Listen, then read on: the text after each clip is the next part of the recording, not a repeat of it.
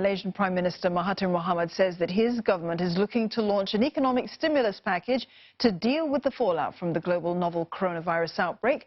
Dr. Mahathir says that the tourism industry has been the one most affected due to the drop in tourist arrivals.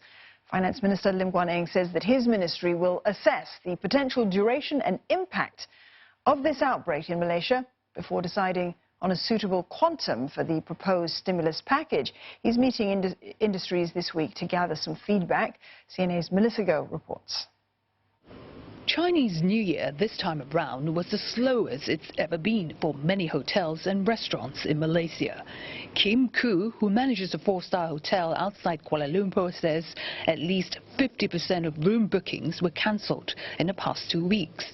Tour groups from China have all but vanished, although there are still Chinese travelers checking in individually.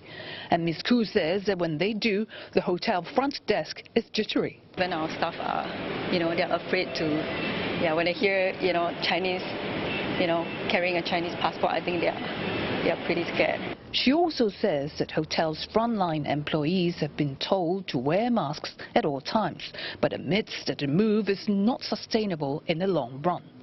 There are sellers on, the internet, but we also heard that there are a lot of fake masks going around. In fact, we just spoke to a supplier of the local manufacturer for masks, and he was telling us that he has the machine and the people to make the masks, but the raw materials are coming from China, and everything is just stopped, so there's nothing much they can do as well. Malaysia's tourism sector has forecast losses of almost $100 million for the first quarter on the back of the coronavirus outbreak. Tourist arrivals from mainland China have dropped drastically from almost 300,000 before January 27th to just 41,000 in the first week of February, says Deputy Prime Minister Dr. Wan Azizah Wan Ismail.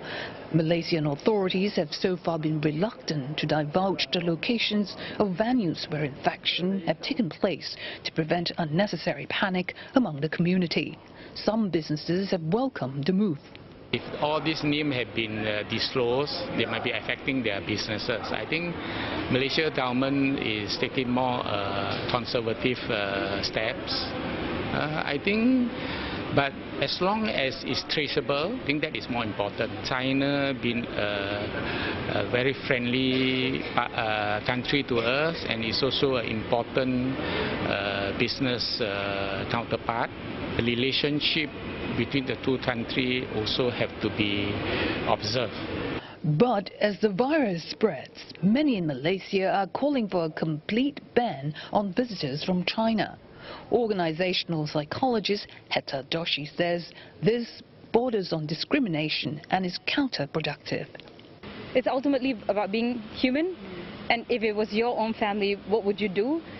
A crisis is the birthplace of an opportunity. A crisis is not the birthplace to create another crisis. So this is really a point of existential development. As human beings, we either rise up to take it as an opportunity, become stronger, or we break us down apart. Now, the government, meanwhile, is doing all it can to stop the spread of fake news relating to the coronavirus. Now, Attorney General Tommy Thomas warned in a statement last week that those caught spreading lies on social media would be investigated and charged. Now, he also said that lies directed at any particular religious or ethnic group were deplorable and inflammatory. Now, his statement follows the flood of fake news and rumors targeting Chinese tourists entering Malaysia. Melissa Go, CNA, Kuala Lumpur.